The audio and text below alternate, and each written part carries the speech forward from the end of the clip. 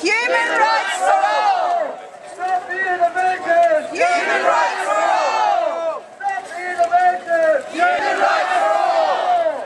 Stop the intervention! Human rights for all!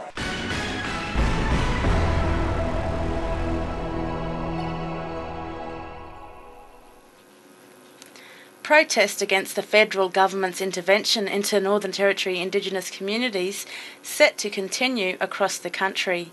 I'm Danella Hampton with the Karma Radio Online News. Momentum against the intervention will move to another level as Aboriginal people and their supporters continue to focus national attention on human rights issues surrounding the intervention.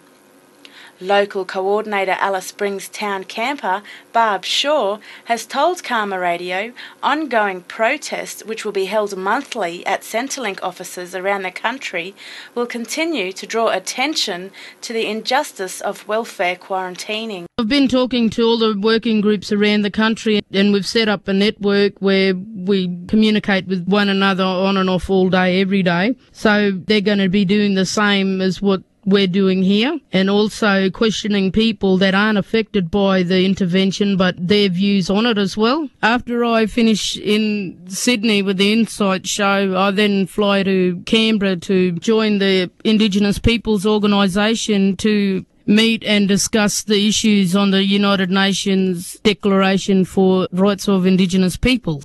And then that meeting will be also planning a trip to New York. So they're asking for delegations from Australia to go, and I was asked to go. So I'm looking forward to it. Meanwhile, the former manager of the Alice Springs establishment, which is accused of racially discriminating against Aboriginal clients, says the problem is deep-seated. Floyd Doyle reports. Traditional women from Yuendamu have felt insulted by being asked to leave an establishment because of their skin colour. The women and some children were in Alice Springs recently to train as lifeguards for their local swimming pool. The group was approached by management, who asked the ladies to leave because tourists felt scared of being in the same premises. The women, who are now considering legal action, say they would only like an apology. But Tony Fitzgerald, the Northern Territory Anti-Discrimination Officer, says the group should follow through with a formal complaint so that this incident doesn't ever occur again. This is not by any means an isolated complaint about the hospitality industry. We've received many complaints over the years about exactly this sort of behaviour. Essentially, I suppose it's about not treating people on their merits, just treating them on the basis of some stereotype that's been formed in the minds of the proprietors of the hotel. The problem for us, though, is we can only act on complaints that come from the person who's aggrieved. And unfortunately, the complaint that we're told is coming, we haven't received a complaint, I don't think, yet.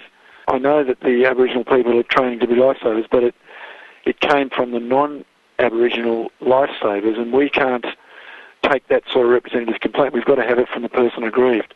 So I guess the challenge is to work out ways and try and encourage people to make complaints and follow them through, and convince them that if they make a complaint, they'll be supported. And calls from stolen wages campaigners in Queensland for the state government to finalise payment of more than $35 million, which remains in limbo. Brisbane Elder and Stolen Wages Working Group spokeswoman Auntie Ruth Hegarty says the state government must get on with it and pay the money back to those who had their wages stolen. Auntie Ruth has received support from Dr. Roz Kidd, the author of several papers and books on the issue, who says the government appears to have other ideas for the money. It's saying in public it's listening. It even had sort of a consultation process, if we could call it that. And people gave the same answers they've given right from the beginning, which is that all of that money should go to stolen wage claimants, as was promised by Peter Beattie in 2002 when he made the offer.